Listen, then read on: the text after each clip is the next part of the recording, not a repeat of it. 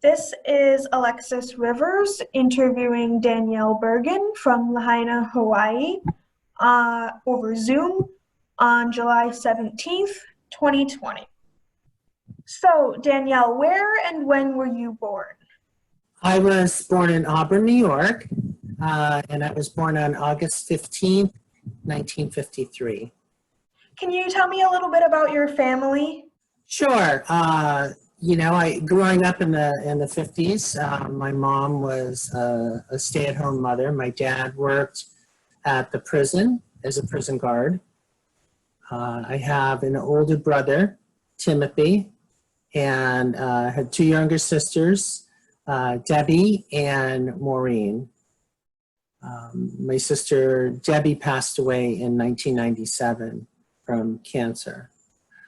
But there was, it's basically, in a neighborhood with a lot of big families. It was the baby boomer era. So there was always a lot of friends to meet and things to do. And it was a good time. Can you describe your house growing up? What was it like? Sure. We lived on North Hoops Avenue, which is in the East End, 113 North Hoops Avenue. It was a three-bedroom house, small three-bedroom house. It had a winding wooden staircase that went up through the center of it. We had like a little landing in the center of it, so you had to take, if you went to the kitchen, you had to take 2 steps down. If you went into which we called the television room, you took 2 steps down. So, and of course, when you went up the stairs, it just creaked because it was old. It seemed old, but I can't imagine the house was all that old. It seemed that way. It seemed really big as a child. My brother and I shared a room. My sister Maureen and Debbie shared a room. And my mom and dad, of course. We had a kitchen and then a back porch. So it looked like an addition that had been built onto the house. But it was always fairly, it felt pretty roomy growing up. We spent a lot of time in the kitchen. We always had dinner together at 5 o'clock. We had a nice, beautiful apple tree in the backyard. So in usually late August or September when the apples were ripe, my mom and my aunties would come over, and while my uncles would pick apples and my dad, we would make apple preserves and apple pies. And then we had a little garden out back of the garage. It was a pretty good place. Oh, and a big fir tree out back as well. Did your family follow a particular religion while you were growing up, and do you still follow that religion? I was born Catholic. My family was very religious, my mom especially. We all went to church on Sundays as a family. I went to Catholic school at St. Alphonsus and went to Mount Carmel High School, and I went to St. Bonaventure University. So I grew up Catholic, yes. As far as following the religion, I would have to say I'm not really Catholic anymore. I don't subscribe to any particular religion. I consider myself a spiritual person. Although occasionally I do like to go into a Catholic church and maybe every once in a great while go to one of the masses for a part of it. I think because I like the ritual of it, and there's something about that ritual that calms me, I guess. But I would not say I'm a practicing Catholic these days. What was school like for you growing up? Did you have any hobbies or special interests as a child? School was, we walked about, with my sisters, we could walk about 3-4 blocks to school every day. I enjoyed school. I was a pretty good student. I did like to talk a lot and disrupt class a lot. I enjoyed actually stopping at the little branch of Seymour Library on the way home because I was an avid reader. I used to love to just go into that tiny little library, and I was fascinated with history. My father was a veteran of World War II, and I like to read a lot of history books, sometimes some mystery books. And I also, one of my hobbies, which I love to do in the wintertime, was skating.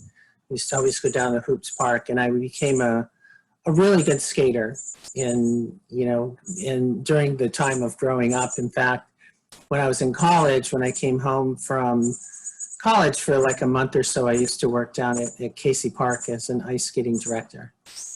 What were some of the popular books, music, movies, sort of social things growing up? Let's see. So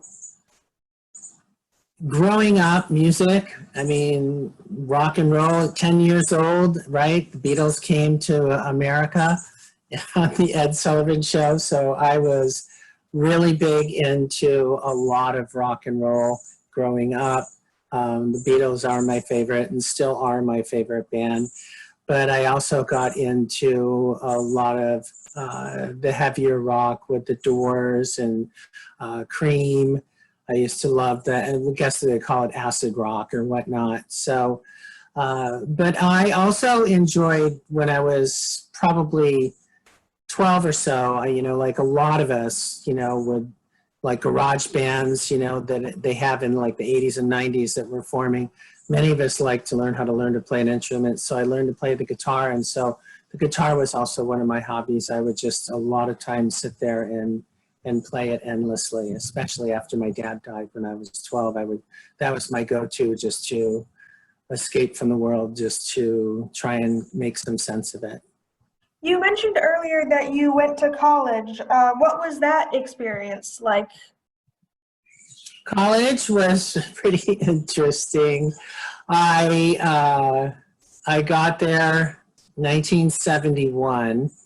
I had started drinking on a regular basis to try and cope with the fact that I'm transgender. I never understood those feelings inside me of wanting to be a girl. So I started drinking at an early age. And by the time I got to college, probably the first couple years of it were a blur.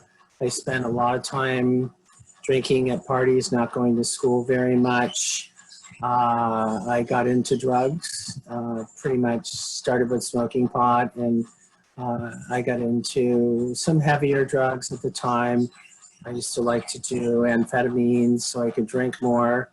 And, while I'd been a good student in high school, grammar school and high school, I found the college experience difficult for me until I finally started coming around when my junior year. I met a young lady who I fell in love with, and she was a really good student. It kind of put me on the right track. So by the time my last 2 years were completely different than my first 2 years for grades.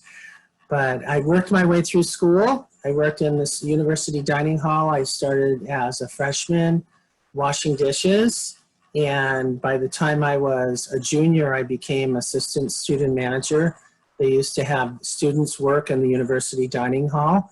And when I was a senior, I was a student manager. So I actually ran the breakfast, lunch, and dinner with all the students that worked there. I was their supervisor and going to class full time. So it was pretty busy, but I really I think that gave me the basis for probably getting into the restaurant industry later. But I got a degree in history. I graduated with close to a 3.0 after a few years, but I did enjoy my college days, and I often refer to them as days, like D-A-Z-E. So You mentioned having the job in the dining hall. What other kinds of jobs have you had either before college or throughout college, now after college as an adult? Sure. Well, currently I'm the community coordinator at Mental Health America of Hawaii, and I manage the Maui office. It was quite a long road to get there, but when I was growing up, my first job was at the YMCA in town, and I worked as a locker room attendant when I was, 14 years old. And then I used to work in the summers. I worked for the city of Auburn and I also worked for Cayuga County. My mother was into politics, into the Democratic Party, and usually those were jobs that you would get if you knew somebody. You could get a job that way for the summer. So working outdoors pretty much. You know, after college, some of the other jobs I have, I worked in the restaurant industry over here, managed several restaurants, and was a bartender for 25 years. I worked at Kapalua Bay Hotel for 20 years as a banquet bartender there. I was in the service industry 25 years, and then by the time I was 50, I thought I was trying to use my college degree and get a more professional job. I started working at the Maui Chamber of Commerce first and became their director of sales, and then I moved to a couple different HR companies that I worked as a salesperson for, trying to sell their services for businesses. But I also learned a lot about human resources as well. I was a human resource manager for a homeless shelter here in Maui for a little while. And then I got on the board of directors of several different nonprofits, but the one that got me the job I have now, I was asked to be on the board of directors of Mental Health America of Hawaii, and they needed a interim person back in 2017, and I met with the then executive director, and I told her, I said, I think I could do this job. I know a lot of people on the island. The only part I don't know is the mental health part. I said, but I'm very teachable and I can learn. So that got me hired there temporarily, and then they hired me full-time later on after a few months, and that's where I've been ever since, and done a lot of studying during that time to be able to do the job successfully, but I love it. You grew up in Auburn, but you have since moved to Hawaii. When did you move, and why did you move? Well, I moved to Hawaii in 1977. And growing up in Auburn, while it was a small town and there was a lot of things that were, you know, very quaint about it and whatnot, there was just also the group of friends, I guess, that I hung around with. We always had visions of leaving. It was just, we didn't want to stay in Auburn. And I think a lot of it was because we didn't see very many opportunities. We all were going to college, probably some of the first kids from our parents to have been in college. And so we wanted to get out and explore more opportunities. The last thing I wanted to do was to stay in Auburn and to be a prison guard like my father. But for me, there was also a reason to leave because, as I mentioned earlier, being transgender, I often had struggled so much with my mind to tell me that I was female, but my body being male, and I kept trying more and more and more to be a male. I was an athlete, a big athlete in high school. I played football, basketball, ran track. You know, oftentimes people who are trans try to do more and more things, but at the time I was working in 77, I was working for the New York State Thruway. And while I may have had an opportunity there to move up and move forward because I did have a college degree, I kept, you know, on days off or on the weekends when nobody was home and it was difficult to be around my house when no one was home, but I would often cross-dress and then go out, you know, into Auburn downtown in the daytime. It was, to me, very risky, and I felt that Auburn was such a conservative place that if I was ever found out, they might lock me up and put me in an asylum or something like that. I didn't know, I just knew I needed to leave, and that I came close to getting caught a few times in 77 by being out, and that prompted me to, on the spur of the moment, because I had friends from college here in Maui, deciding to move to Maui. I tried to get as far away as I could. Do you think that Auburn and more or less Cayuga County has changed at all in that sort of regard? You know, I really hope it has. I mean, I was really thrilled when I heard about this project with marginalized that Seymour Library is doing, and Lithgow Osborne giving me a call. I like the fact that they had a big theater program working in Auburn now. That seems to be really successful. I know it's gotten a lot smaller from when I grew up. It was close to 40,000 people when I was there, and I think it's like 25,000 now. I still see some parts of it being conservative. I also felt that it was racist as well. I grew up pretty liberal. My dad was pretty liberal. My mom advocated a lot of being liberal, but that I could see some systemic, I don't know what, if racism, not overtly, but I think it's just been ingrained in so much of the culture for so many years, that was one thing that never really made me feel very comfortable there. So I don't, and then after being in Hawaii for a few years, we're very, very open here. We have so many different races. We have so many different nationalities and religions, and it's a wonderful place, very, very liberal place, very welcoming to someone who's transgender, even though I wasn't out when I first moved here. But I just could not see myself staying in Auburn. I'm really blessed. It was a long, long way to get here. As I mentioned earlier, I struggled with alcohol and drugs for many years, became addicted to both. And after they didn't work anymore, I struggled with also being transgender. There were times when I wanted to take my life. And if it wasn't for the miracle of finding a very good therapist and helping me get sober.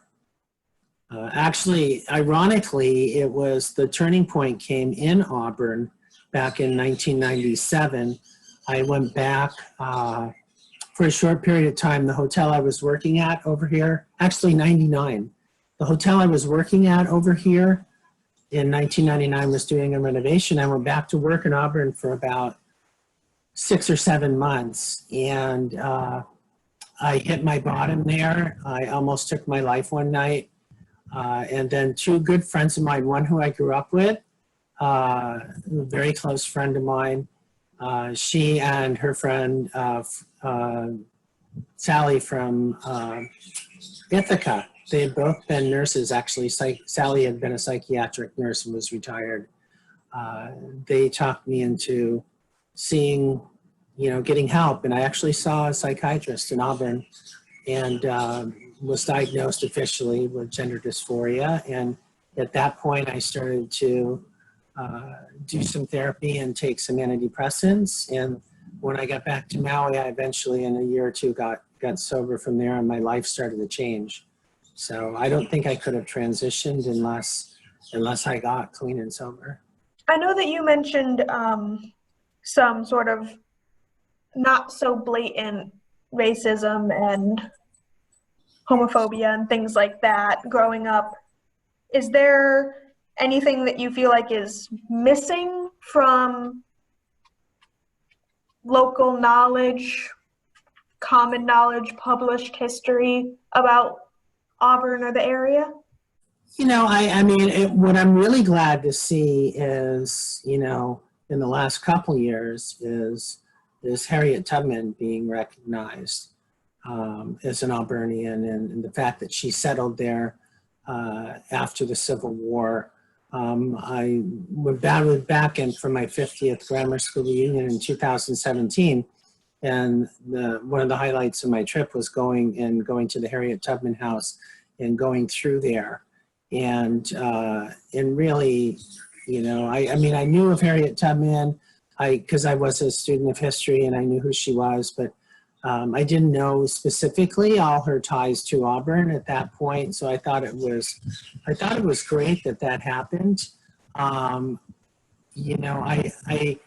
really disliked the fact that when I grew up, Auburn was just so compartmentalized, I guess is the word I'm looking for. you know, in the East End where I grew up, you would see a lot of the Irish or the English, and then in the West End, there would be more, you know, the Ukrainian or Polish or Italians. And then, of course, in the South End, you know, there's like pretty much Fitch Avenue, and I can't remember the name of the other street there. Because really, that's where, you know, all the blacks in Auburn live. And I just thought it was just so separating. And, you know, I've been to Mount Carmel for 3 years, but probably one of the best things that happened really when it closed, which I didn't think was a good thing, but because I played sports and I had gotten a chance to know a lot of black athletes that became good friends of mine that summer, and I think it was 69, 70. I moved over to Kearney Avenue, and I used to go down there and play little pickup hoops down at Harmon Avenue, which I really liked. And I got to know Howard Richardson and Buddy Hardiman and Larry Ellison. You know, they all became good friends. And to me, that was something I really enjoyed. And so I always would have a hard time with people that had narrow or racist attitudes. And I saw that, you know, unfortunately a lot in, you know, even in my family, you know, aunts and uncles. And I don't think they were bad people. I just think that that's how they have been brought up. And I'm not making an excuse for them. My dad didn't seem that way, but I didn't have enough experience with my dad growing up. But I'm hoping that Auburn has changed more. I really can't honestly say now because I've never really spent any more time there than just vacations. But at least the changes that I've seen, that visitor center I went to in 2018 when I came back for Christmas, I love the statue of Harriet Tubman there. I think that everything is moving in the right direction. And I was so happy to hear that when Seymour Library and Cayuga Museum were going to do this history of marginalized Auburnians growing up. I think it's just so important. It's just such an important part of history that we have missed in our city of growing up, my hometown, and I think just missed in our country. Shifting gears just a little bit, do you remember any like significant world events that you experienced? Yeah, well, I'm probably the most significant event as a younger person would have been the day President Kennedy was shot. I was 10 years old.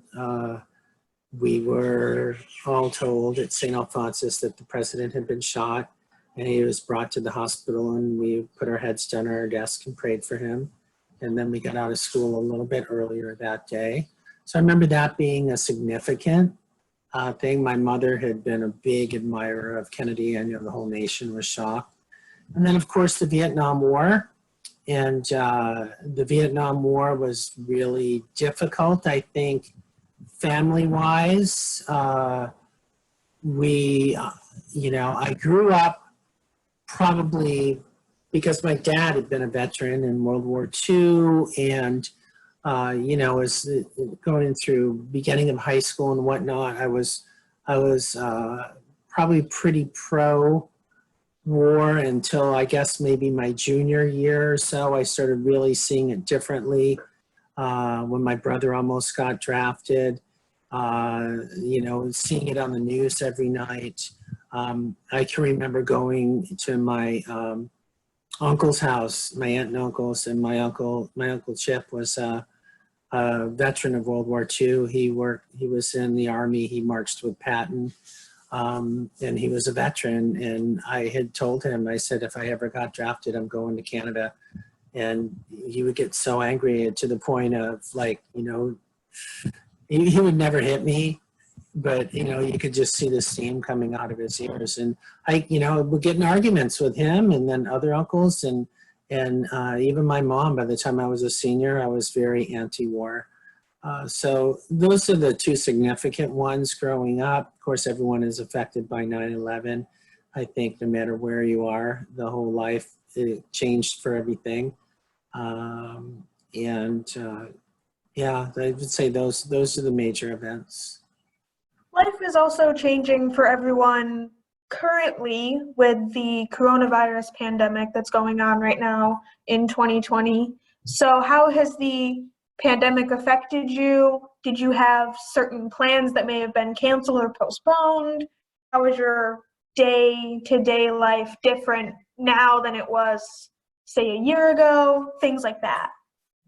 Well, I'm an essential worker because I work in mental health. So as far as work-wise, I was fortunate that I was not affected. Of course, we all started working at home. In Hawaii itself, in the middle of March is usually a very busy time of year for tourism. We're very tourism dependent. And we would have 30,000 visitors a day visit Hawaii. And probably on Maui, probably someplace between 7 and 10,000, I would imagine. And we shut the state down. And so by the time it came to like very much like 27th, 28th of March, within like 10 to 12 days, we had less than 1,000 people flying here in the entire state. So completely locked down. A lot of people got laid off. Where I live in West Maui, unemployment's really high. They say it's 30% or 32% in Hawaii, but that doesn't even count the amount of people that are covered under like CARES funding with major restaurants and hotels that are getting some of those funds where the employees are either on unemployment or just being taken care of. The thing that I probably missed the most is being able to, when I was shut down like that isolation, even though I'm a person that knows how to live by myself, I live alone and I have a pretty good routine. So I get up in the morning at 4:30 and I go for a walk every day. And so that routine helped me keep my mental wellness through this. And then of course, working, I'm trying to help others who have been struggling and letting them know it's okay because all these feelings you're feeling are very legitimate and this is a different time and none of us knows how to navigate this and it's okay to feel how you feel. I miss physical touch. I miss being able to hug somebody because I'm a big hugger. I mean, in Hawaii, that's what we do. We hug each other a lot. We're very amiable. I miss that community part of it. I miss seeing a lot of my friends to go to events. I'm in a 12-step program and I miss going to 12-step meetings in person, although I do go to a lot of meetings online and Zoom, which really helps me a lot. But I think like anyone else, I've been affected. I did plan on going back to Auburn actually and seeing my family at Christmas. And I since canceled the trip because I'm a pretty high risk individual. I'll turn 67 next month. I have asthma, I have diabetes, I have the onset of COPD, and I have heart disease. So, pick any one of those. My thing is I have to be super careful. I wear a mask everywhere, even though over here the mayor wants everyone to wear one outside. You have to wear one going inside any place. It's completely mandatory. And just now in Honolulu, because the cases have been going up, it's mandatory to wear a mask all the time if you're outside any place, unless you're in your own home. So yeah, plans have changed and life has changed like a lot of people. Have you been able to keep in touch with friends and family during the pandemic? Oh yeah. I talk with my sister often. Maureen and I talk quite a bit. We did a Zoom party on Easter with a lot of my cousins, my first cousins that lived either in Auburn or Syracuse or Rochester. It was fun. It was great to see everybody. I do Zoom in with a lot of different peoples that are friends. I stay in touch.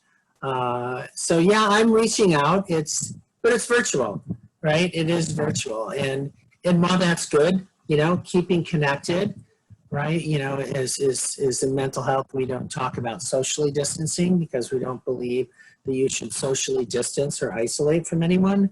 We talk about physically distancing, just staying 6 feet away, but staying socially connected, right? For your well-being. And like I said, I'm lucky because I do have the routine. So the routine has been able to help me a lot. I get up at the same time every day. I do a lot of the same things. I find myself more tired because I'm on a lot of Zoom meetings during the day.